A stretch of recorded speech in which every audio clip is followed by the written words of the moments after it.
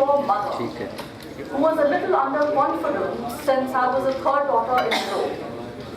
Would a boy at my place experience that?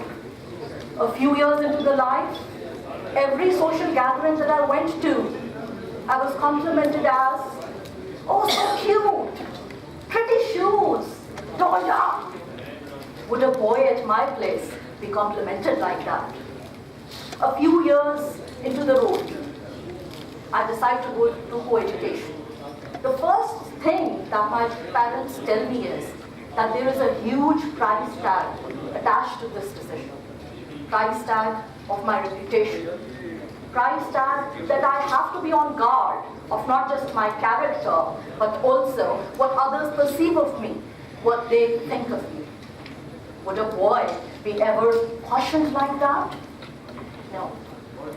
Another few years, take the decision of doing chartered accountancy, the entire family lines up and tells my mom, "What are you doing? When is she going to get married? It's so uncertain." Would a boy be deterred like that? No. Some more years, my first late sitting at work. I come at 2 midnight. My very own mother, who already has 2 elder daughters who are doctors, and she understands their medical emergencies, but refuses to accept that there are urgencies in the corporate sector as well. My neighboring aunt the very next day comes and asks my mom, "Was everything all right?" Would a boy be questioned like that? No. And the most epic I say, I go through all the initial screening process, etc., assessment centers. I hold a very strong candidature sitting in front of a panel interviewing me. And by the end of it, one of the panelists tell me, "Fariha, we don't have any problem with your testimonials, but you see, you're going to go on maternity leave after 4 months. You see our problem?" Would a boy be rejected on that? But we are, sir, we are, madams. We are rejected on the grounds of anticipated marriage, being on family way, having kids, having domestic responsibilities. This was my story, and by the way, this story was not of any rural dwelling. It is the very story of an educated urban family. So why did I begin with my story? Reasons. Number one, I very firmly believe that every woman sitting out there, every woman, girl sitting out there has more or less similar experiences. Am I right? Am I right? Yes, yeah. So, number two, we can't discuss the workplace problems that we face. We can't turn on the professional discussion unless we know the springhead of those issues, which is the social cultural norms. And number three, and most importantly, people ask me, why a woman like you needs a Women's Day? Come on. They see me at a certain pedestal, at a certain privileged, accomplished position, but they're oblivious to the journey behind us. So, sirs and madams, in order to be at an equal position as a male counterpart is, our journey involves surmounting way more obstacles as compared to a boy with us. When we say about Women's Day, we are not campaigning here for any concessions. We are not asking for any favors.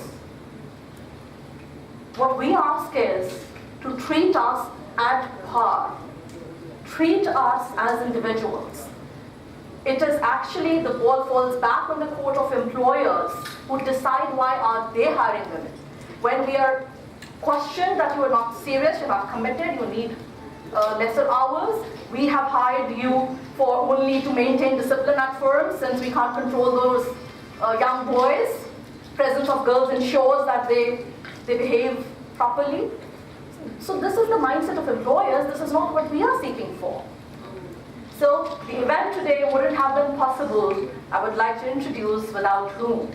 We have Mr. Shahrukh and Ms. Hina, who have worked day in, day out to arrange this event. A wonderful thing about them is that I personally have understood the meanings of synergy. Working with them, synergy didn't mean 1 plus 1, 11. Synergy meant 1,111. So, a big round of applause for that. Connecting back to the story I just referred to, I very firmly believe, as Steve Jobs once said, it's a very famous thing of his, joining the dots. And that means that when you look your life in retrospect, many of your challenges start to appear to be disguised opportunities. Many of the stumbling blocks that you had in your life proved to be stepping stones. So let me revisit the story quickly. My mom, who was a little unsure on my birth, I was the only caregiver to her for 12 years after my father's demise. Number 2, my relatives, who were apprehensive about me doing CA, today they introduce me with pride to all others that she is the first qualified chartered accountant in a family predominantly of doctors and engineers.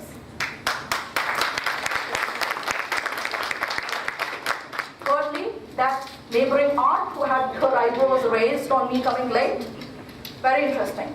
She was the first woman to bring in marriage proposal for me in my life. And fourth, that company who refused to hire me hired one of my ex-colleagues instead. Kind of unfortunate, but true. That they had to send him on a leave right after 1 month of his employment because he met an accident. He's better now, so I can relate to that. But I think firms would also learn, the employers would also learn out of it that a planned expected holiday is better than unexpected unforeseen. So probably they would also pull up on that. So this day is celebration. Celebration of those women who have come a long way breaking all the stereotypes. This day is celebration of those men who have been instrumental in providing appropriate platforms for the growth of women. Celebration of those families who are working hard to create a more inclusive ecosystem. And on top of all, celebration of those policymakers that are taking daring, bold decisions.